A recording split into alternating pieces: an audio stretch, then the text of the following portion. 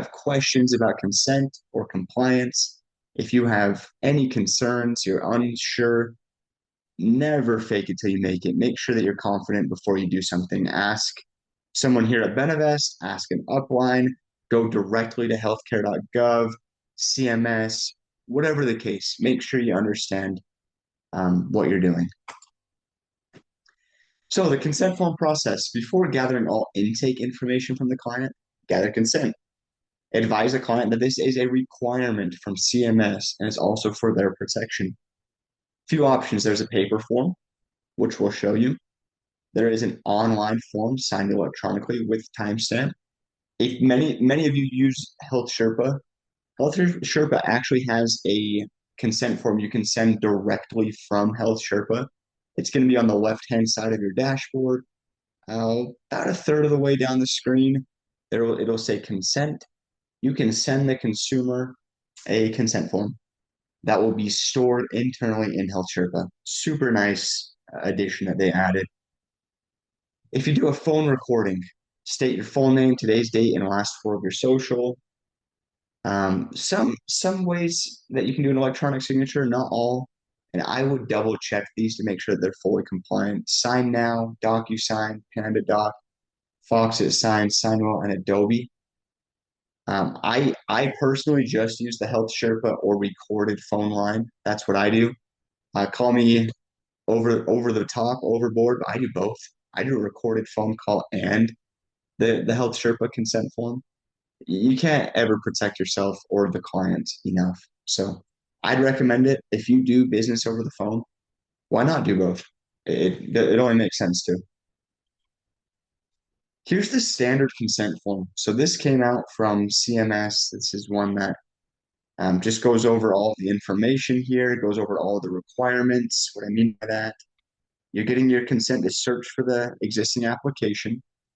You're getting consent to complete the application for eligibility and enrollment. Um, and big one is to make sure that tax credits are mentioned in there. You also are getting consent to provide ongoing account maintenance and enrollment assistance as necessary, and responding to inquiries from the marketplace regarding their application. Also on here, it's giving them some protection. They're understanding that the agent will not use or share their personally identifiable information for any purpose other than those listed above. Down here, you confirm the information you provide for entry on the eligibility and enrollment is true to the best of their knowledge. And they're confirming that they've reviewed and completed the application and all information is accurate. This is one option. You will have this available to you in the All Access portal. Anna, she'll mention to you at the end of this presentation how to get that information. Again, Health Sherpa has a great online form that you can store internally through your Health Sherpa dashboard. So I would like to use that. Eligibility application confirmation documentation. Updated regulations also introduce a documentation requirement for reviewing and confirming the accuracy of eligibility application information.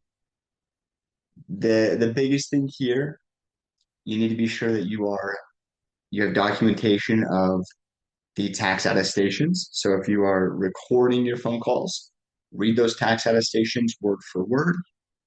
There is also in Help a way to send them the application.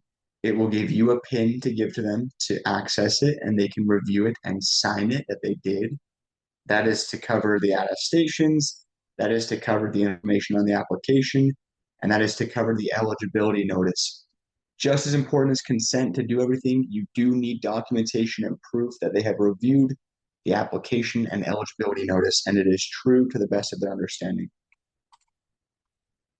So they must proceed the review documentation by providing a signature or audio recorded verbal confirmation, like mentioned.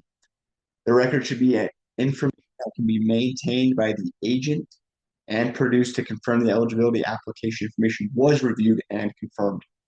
If you are doing a phone call recording, that is it. You are to, and again, we have full-blown eligibility notice training in the All Access portal. I'm just touching briefly on this, but I'd recommend going back there and jumping through it. But it talks about Mr. Johnson, you are eligible to enroll in a health insurance plan for whatever reason, if it's a special enrollment period, if it's the open enrollment period. Let's say they get an SEP for losing qualifying coverage. Your household qualifies for a premium tax credit of $300 per month. This tax credit is used to lower the monthly premium. You can use all of it, some of it, or none of it.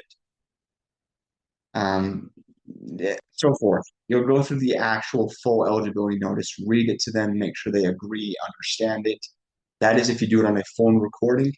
If you choose to use the, again, Sherpa, they can send them a review and an e-sign if you choose to do that. That's great.